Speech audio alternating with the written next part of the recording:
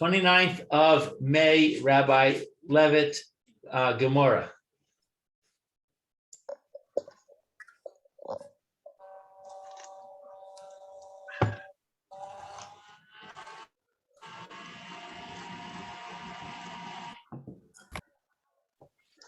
Okay, we are ready. Okay, let's see.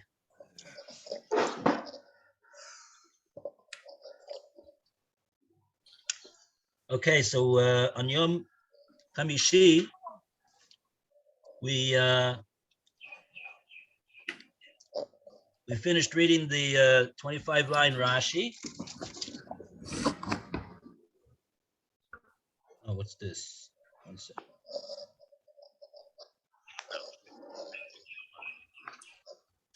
And we got into the next, we started the next sugya.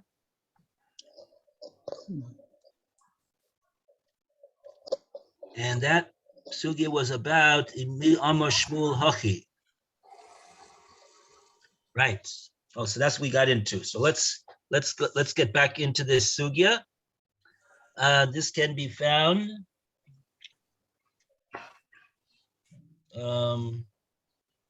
Let's see.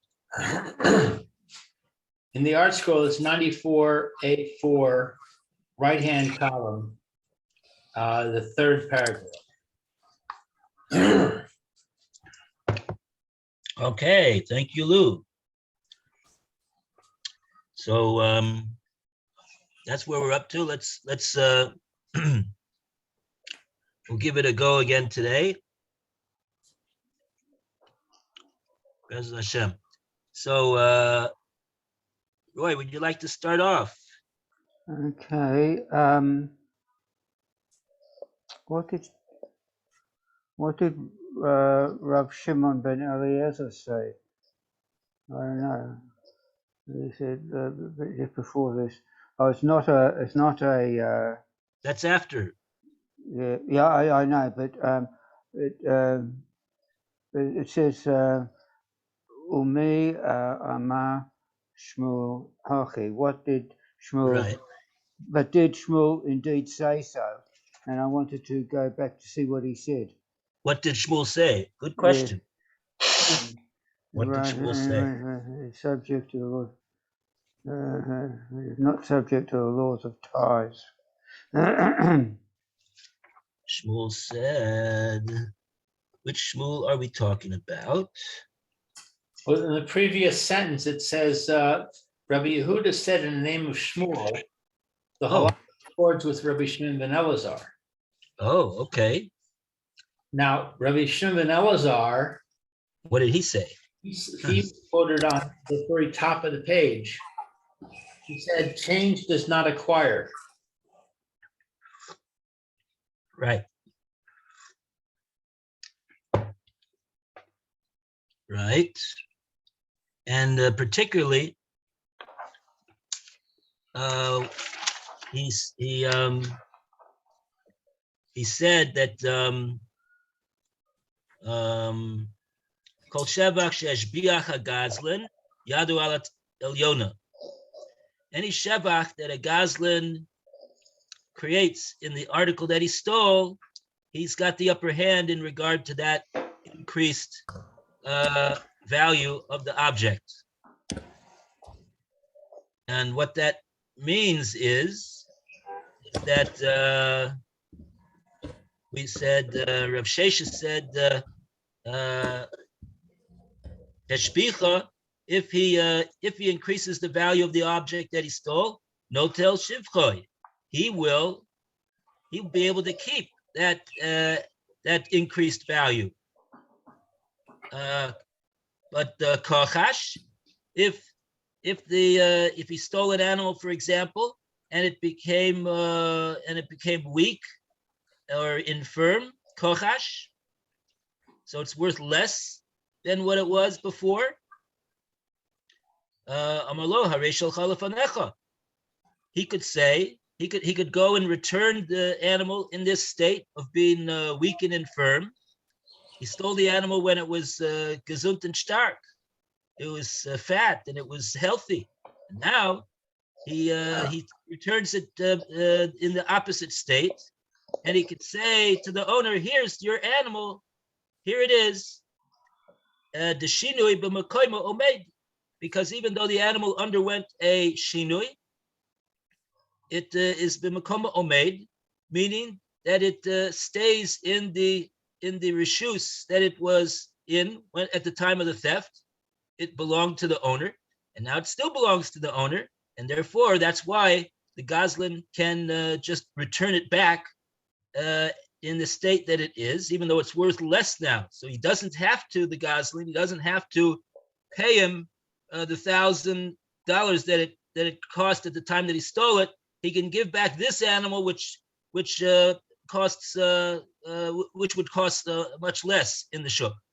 So that was the din of that we said over from Reb Shimon ben Elazar.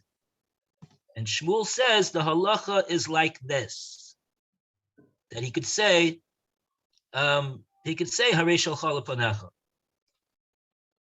He could give it back. That's what we have so far. Now the Gemorah is challenging this. Mi amar Shmuel hach. But did Shmuel indeed say so?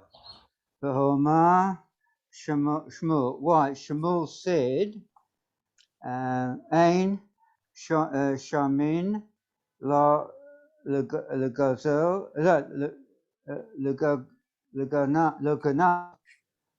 v'lo legazelon. We do not evaluate for either a thief or a robber. ArtScroll says, that is, if the animal that he steals dies in his possession, we do not appraise the loss in the animal's value and allow him to return the carcass and pay the difference. Rather, the thief keeps the carcass and pays for the animal in full.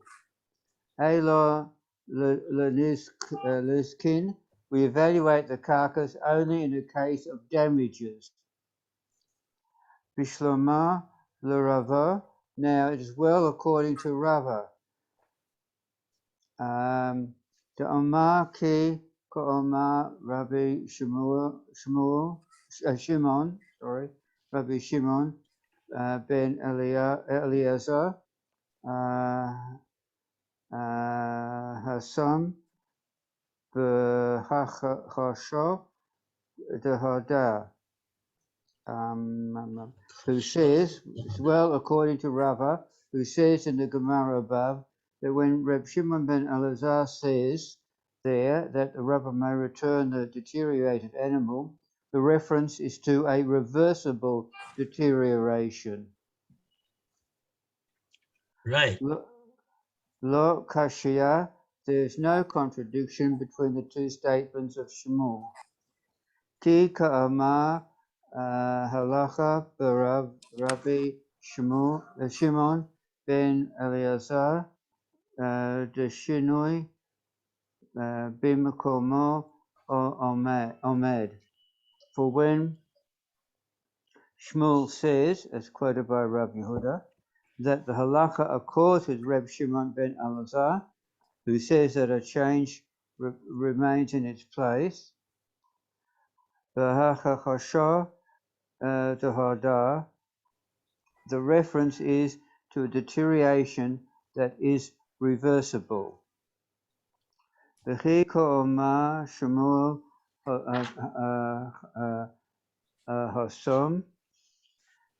when Shmuel says that, says there that Ein Shamin lo legana v'lo legozalin elo legozakin, linzokin. We do not evaluate for either a thief or a robber, but only in case of damages. The reference is to a deterioration that is not reversible. But according to Abaya, who says in the Gemorah above that Ki ko Amar Rabbi Shimon ben Elazar, that when Rabbi Shimon ben Elazar says the robber may return the deteriorate animal, v'hachasha dalo hadar ko'omar, he is saying this even about a deterioration that is not reversible. May Ika lemema. What is there to say in resolution of this contradiction in Shmuel's statements? Okay, let's go right to Rashi. Rashi is going to explain for us, hopefully, because it's not so clear from the words of the Gemorah itself, what the statement means. Ein shamim lo leganav lo legazlin. We do not make a shuma. We do not make an evaluation, not for a thief and not for a robber. Ella lenizaken. We only do so in the case of a damages case, not a case of robbery or thievery. We only do it in a case of nizakin, when somebody causes damage to someone else's some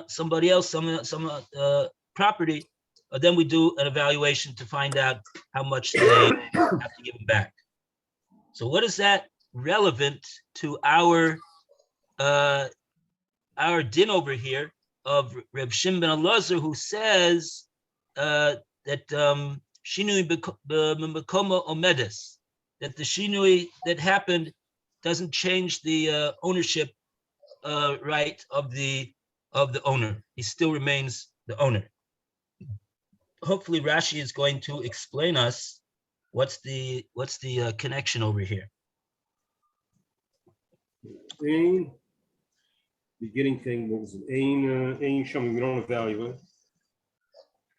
The parak are shown, the first parak, and Daf Yud Aleph, Yud Aleph. Gabi Ba'ali Metaplin, Gabi Ba'ali Metaplin Benavela,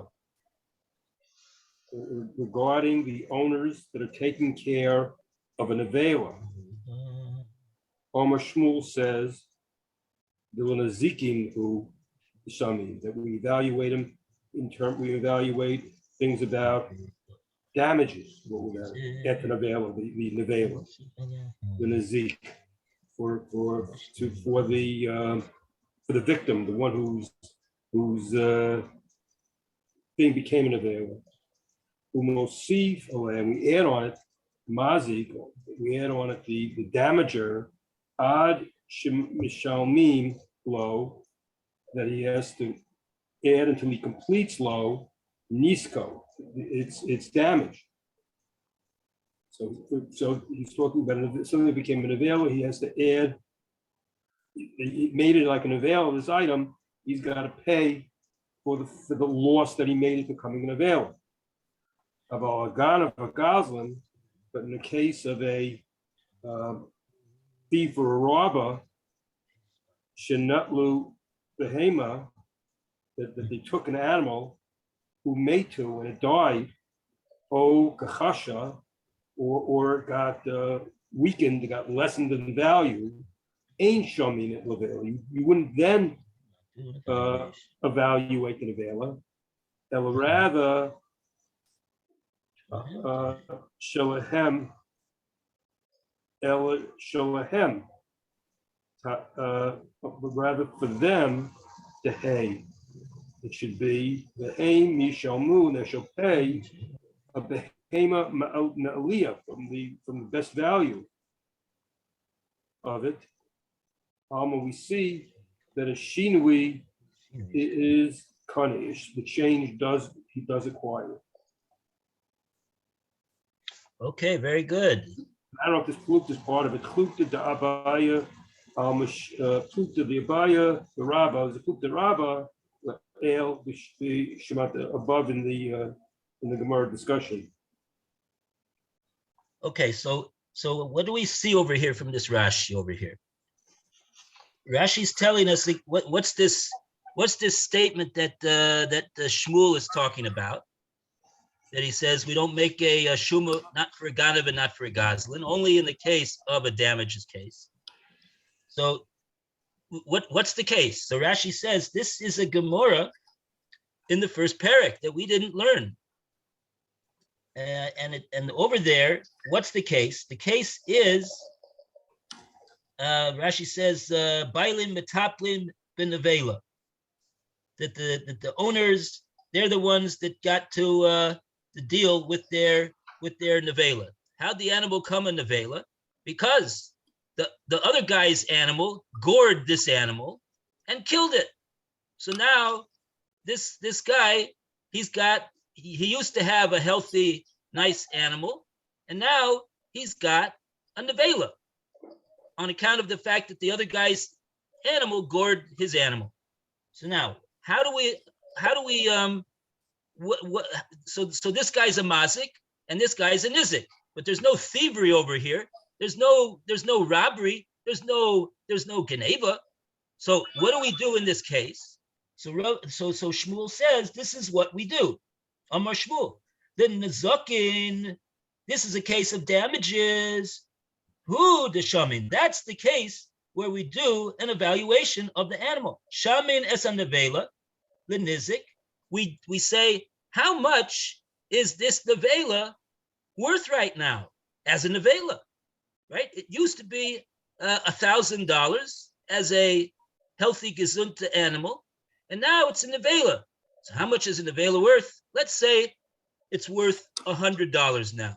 Okay, so it would seem like there's a loss of $900. Now, who takes this nevela? Whose animal? To whom does this animal? It's worth $100. Who gets this animal now? Does it remain by the owner, or does the mazik take the animal? So the din is that the bailim, he's the one who's metapel with the nevela. He's the one that deals with his nevela, meaning he retains ownership of the nevela. So now he's out $900, in other words. So that's what Rashi continues. He says, "Umosif aleha mazik ad shemashlim lo nizkoi." So therefore, the mazik, he now is mashlim. He now completes the $1,000 by giving the guy another $900. So now he's got his nevela, which is worth $100. He got $900 in his hand, and that's the end of the story. That's what we do over there. Okay, so what do we see in that case? We see in that case that the mazik, he doesn't acquire the ownership of that animal because he made a shinui in the animal. It still belongs to the owner. Now, what about the case of Ganaver Gazlan? It says Rashi about Ganaver Gazlan, Shenotlu Behema. He took the behema that belonged to the owner. Umesa, or kachasha, and now the animal dies in the hands of the ganav, or it becomes weak and infirm in the hands of the ganav. Now, what says Rashi? Ein shamines a nevela. We don't say how much is this nevela now worth. Let's and tell the ganav to pay him the other 900. We don't say that. What do we say? Ella shalahem tehe. This nevela now, it belongs to the ganav. It belongs to him. It belongs to him. There is, in other words, there is no need to make any evaluation over here of this nevela. There's no need, because he's bought it with the fact that he stole it, and now it died. And so now what? Behem yeshalmu behem amalia. And now what the ganav has to do is he's got to pay him for a behem amalia, an animal which is gesund and stark and zaftik, $1,000 animal. Go to the shuk and buy a good animal and give it to the and give it to the guy that you stole it from. So what do we see from this? Says Rashi, what we see, Alma. After all of that, Rashi's telling us what the upshot is. Shinui koine. We see from this whole thing that what Shmuel says is that Shinui is koine. And that's not what Shmuel said when saying that the halakha was like Rav Shimon ben Elazar. That's the Gemorah's question. Mi Amar Shmuel Hachi. Did Shmuel say that? He said the halakha is like Rav Shimon ben Elazar, but look, he said in the case of the Gemorah and Yud Aleph, he said we don't make any evaluations for a Ganav and a Gazlan, only by a case of Nezikin. So you see that Shmuel holds that Shinu is koine. Kasha. Okay. Now we go to the and then the Gemorah answers, or the Gemorah doesn't really answer an answer now. It just says the following thing. It says this actually could be explained according to Rava, but according to Abaye, it's still difficult. The question still remains. So it's not sufficient to say that it's going to be good according to Rava, good according to Rava. But in any case, so Rava said that right, because when Rav Shimon ben Elazar, when he said his din that Shinu is not koine, he was talking about that case of the stealing of the animal that became kachasha, weak and infirm, and that is called a hakchasha de hadar, and so therefore there's no kasha, because we'll distinguish between the cases. When was it that Reb Shimon ben Elazar, when he said that the halakha is like Reb Shimon ben Elazar, that will be in the case where Shinui is bimkomo made, that Shinui is not koine. That'll be in the case where he stole the animal and it became weak and infirm, hakchasha de hadar. And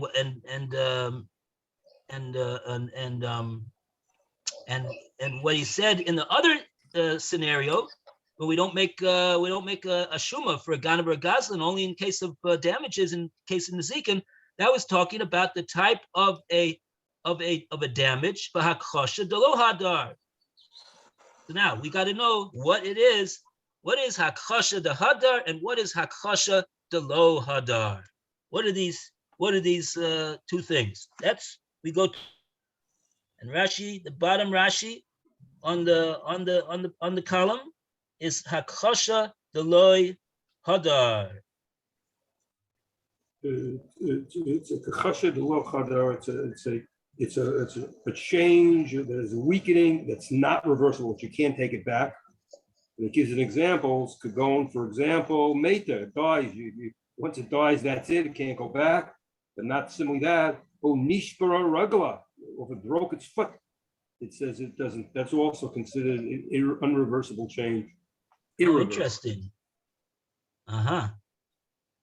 We don't say that it's going to be able to heal, and the animal will be as capable as it was before.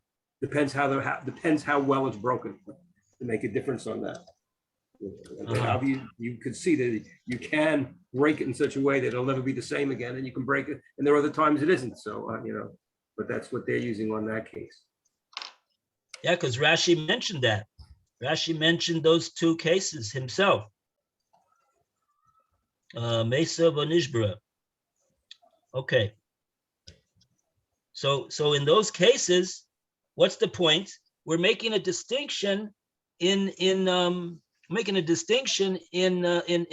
Shimon ben Elazar, that when do we say that Shinui is Kona and when do we say Shinui is not Kona? So we say it depends. Depends what type of a Shinui it was. Was it a Shinui, which is it's a major Deraisa Dika Shinui, that it's not going to go back ever to the status that it was before this object was transformed irreversibly? In that case, that's where we say that even Rav Shimon ben Elazar will agree that Shinui is koine.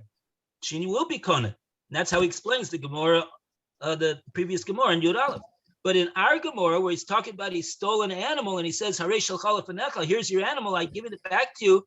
I was never koned, it's still yours. That's talking about a case where the animal didn't die, but it just became weak and lean and weak, and that is something that can be that shinui is a shinui which could be reversed and changed. It could become strong and fat again.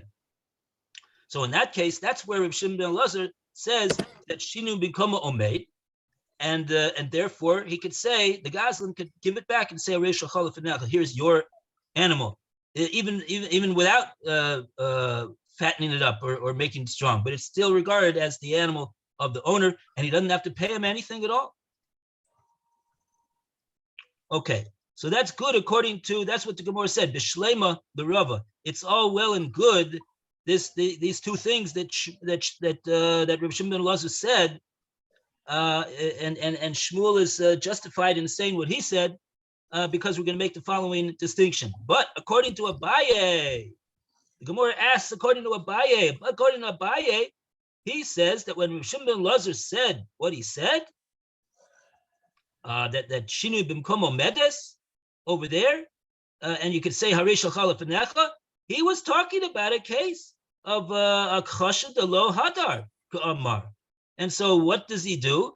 He stole the animal, the gazlan, and now it died on him, or it broke its leg in a way that's irreparable damage. And what does he do? He just takes his pickup truck and he piles the carcass into the pickup truck, or the broken animal with the broken leg into the pickup truck, and then he dumps it over there in the house of the front of the doorstep of the owner, and he says Harei shalcha lefanecha. So if so then we don't understand. Now we got no way to make this distinction that we made according to Rava. So now the Gemorah says, Michael and Maimar, how do we reconcile these two statements that Shmuel said over here? Now we need an answer. So what's the answer that the Gemorah gives? We go to Alan. Which Read us the answer. Abaya masne hachi. What page is it? 94A5. The very top. The Gemara answers, right? Yes. Okay. Gemara answers. Abaye, Mesne, Hochi. Abaye teaches Rabbi Yehuda's citation of Shmuel's ruling as follows. Omar Rav Yehuda, Omar Shmuel. Rav Yehuda said in the name of Shmuel,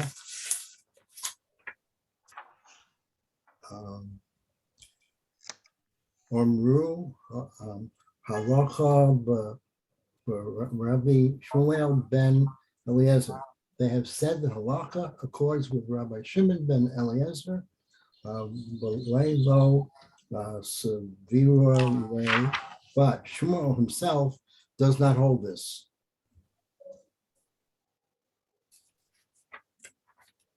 Hey, Shmuel says that Shinui is kaina. He says that Shinui is kaina. And so therefore it'll come out that the halacha is not like Reb Shimon ben Elazar, where when he said Harei shalcha lefanecha. That's what. So therefore, what have we done? We have reconciled the two statements that Shmuel said. Shmuel said that when it comes to the making of the evaluation, so that the thief can just add on to the damage that he did, we don't do that. We don't do that when it comes to a thief, because he's acquired it with a shinui. Shinui is kaina. He's acquired it. It died. It broke its leg irreparably, even not irreparably, it would seem. We don't make that distinction over here, according to Shmuel. Over here, the way we're answering for Abaye, and but Shmuel, for his own part, he says the halacha is that Shinoi is going to be koina, and the halacha is not like Reb Shimon ben Elazar. Okay. If you got that, good. Mhm. If you didn't get that, you can ask a question. And if you don't, then we'll go weiter. You want to find all the Rashi on it? Oh, yes, very good. It's on the top of Samak Dao, Sadi Dao, Amru, on yeah. the base. Amru halacha to Rabbi Shimon ben Elazar. We say that halacha is Rabbi Shimon ben Elazar. Koloma to say hachi here. Amar Shmuel, that Shmuel says yesh she'omer halacha to Rabbi Shimon ben Elazar. There are those who say that the halacha is like Shimon ben Elazar. The lay lo sfira, and he doesn't hold that though. Right. So that's a very, very, it's a very a novel and inventive way of saying what, interpreting what Shmuel said. Usually, when we have a statement that says Shmuel says the halach is like Rabbi Shimon ben Elazar, he means what he says. He says what he means. He means what he says. He says the halach is like Rabbi Shimon ben Elazar, meaning to say I agree that is so. Here, the Gemorah is saying that Shmuel is saying there are those who are of the opinion that the halacha follows Reb Shmuel ben Elazar, but I hold otherwise. and when it comes to Dinei Mominus, who's the halacha like? Halacha is like Shmuel. Okay, so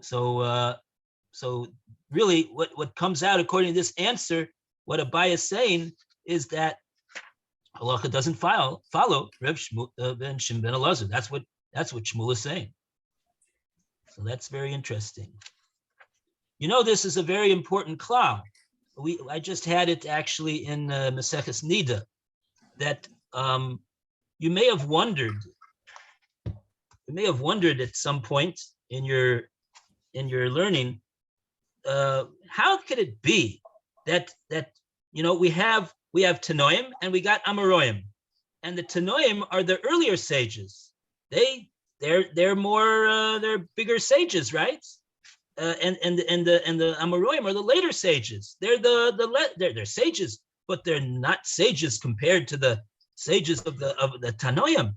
And nevertheless, we always say we don't paskin like a Mishnah, which is filled with the statements of the Tanoim, and we say we paskin like the Basra. We paskin like what the Amoraim tell us what the halacha is, even though they're not as great as the Tanoim. I don't know about you, but it always bothered me. I didn't understand that at all until I saw a Rashi in Maseches Nida. And Rashi says a very interesting thing. He says, the way that the Tanoim learned Reb Shimon ben Elazar, how does he know to say what he says? He learned it from his Rebbe. His Rebbe told him, this is the halacha, this is the din, this is this is that, and he's repeating, and he's repeating this over, and okay, but did he study Reb Shimon ben Elazar? Did he study the opinion of the other yeshiva over there, the other Tana that holds differently than his Rebbe holds? No, he didn't learn that. He's just saying over what his Rebbe told him. So that's what Rashi says. And then he says, and when you come to the Amoraim, the later sages, you know what the thing is with the later sages is that they had a whole assemblage now, because they're the later sages. They had the whole picture of all of the opinions of the Tanoim. There may be two different opinions. There'd be three different opinions, and the Amoraim, they sat and compared the strengths and the weaknesses of all the competing opinions of the Tanoim, and they have the perspective of studying all of them, and then they come out with a psak. What is the halacha? And so that's why we paskin like the Amoraim, because they were the ones that actually analyzed the different opinions and compared and contrasted the strengths and the weaknesses of the earlier opinions. Whereas the earlier authorities, they did not do that. That was not their job. They were not involved in that. It's a very, very clear and understandable way of explaining why it is that we paskin like the Amoraim, the later sages, and we do not paskin like the earlier, greater sages, the Tanoim. Okay. Okay, so with that, we are ready to go to the next one. So in other words, we got an answer for Abaye as well as an answer for Shmuel. What was doing with Reb Shimon ben Elazar? Fine. Now we go further to another matter in regard to Shinui, I believe. And now we call upon, who'd like to be called upon here? You don't have to write yes on the whiteboard. You can just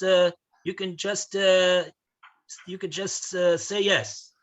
I'll take the challenge. Roy, would you like to read?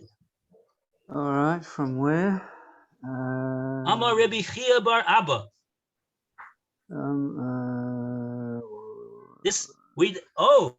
We now have to have a round of applause, a huge round of applause for page Sadi Dalit 94A. We have just completed 94A. Round of applause. Wow. Now, how long were we on that Ahmed? I don't know, but now we're on Ahmed base, 94B, on the second line. All right. Amar Reb Chia. Omar Rav Chia bar Abba, Omar Rabbi Yochanan. Reb Chia bar Abba said in the name of Rabbi Yochanan, Dever Torah, according to biblical law,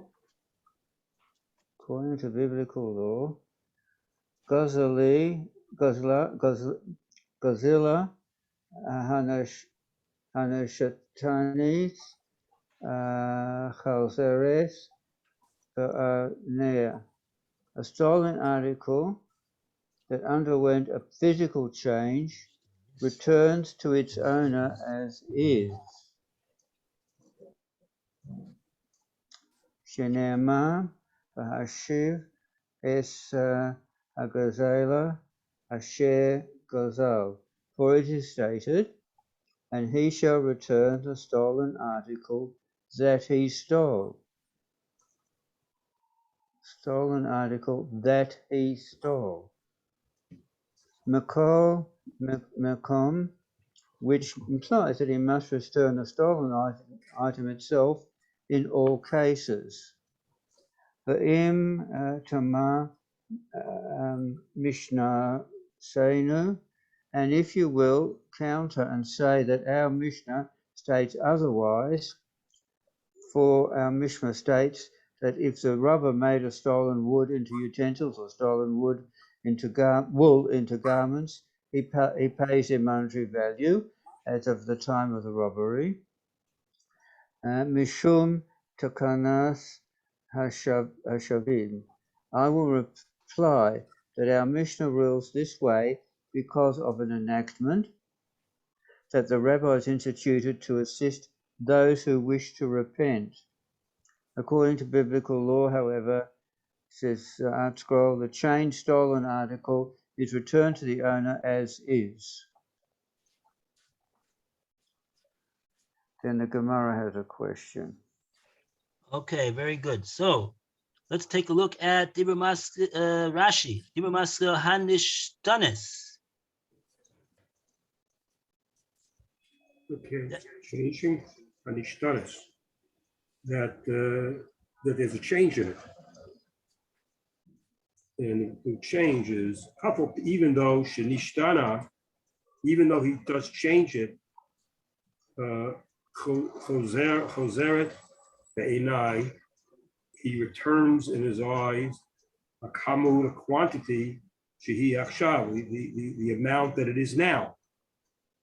The filu hashvichim, even though it improved, the shinoi lokane, because the change doesn't make it, he's not acquired. He's got to get back, still got to get back the original object. Right, that would be the Devar Torah. Even if it is gone, Rashi says that even if we're talking about a case where even if the article became much more valuable, even if the Ganav himself made it much more valuable, the din seems to be, according to Rashi, according to what Rabbi Yochanan is saying, Devar Torah, that the Goslin has to give it back as it is. Because why? Because the pasuk says, return the stolen article, asher gozel, that you stole. That you stole, meaning, what do you mean that you stole? Of course, not going to return something else that you stole. No, that's just the point. You return that article that you stole, even if it's worth much more now. Doesn't matter. That's the din Torah, because you have not acquired it with the shinui. Mina Torah, you have not acquired it. Mina Torah. That's what Rabbi Yochanan says. And this that the Mishnah says that he's going. He guzzled the eitzim and he made it into a table. That we allow him to keep the table.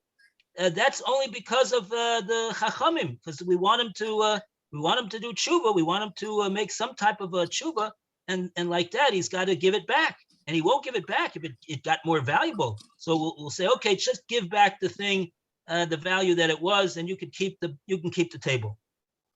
Okay. Okay. Fine. It's 12:30 here, so I don't know if you want me to do the one Rashi first or not. That's up to you. If you want, I'm willing to listen. It's a line or so. Okay. The last line at the top. If you do say it does change, the katani, the Torah, the low, mishalem, kalim. He doesn't have to pay the utensils. Ela de may eitzim. He just has to give the value of the wood. We see kani b'shudui. There is an acquisition in change. That's according to Rabbanan. So the difference between the deraisa and the Rabbanan, and that's because of the kanat hashavim, that you don't want him to repent, so you let him just get away with giving back the value of the wood instead of the original object. Right. Very good. So the Mishnah is talking about the case of where there's takanas hashavim involved, and therefore he doesn't have to give back the table. He can give back the value of the wood. Okay, Hashikoyach, everyone. Take care. Have a good week. Thank you. All the best. Everybody be well. Enjoy today's holiday. Right, bye. Right. Okay. Enjoy.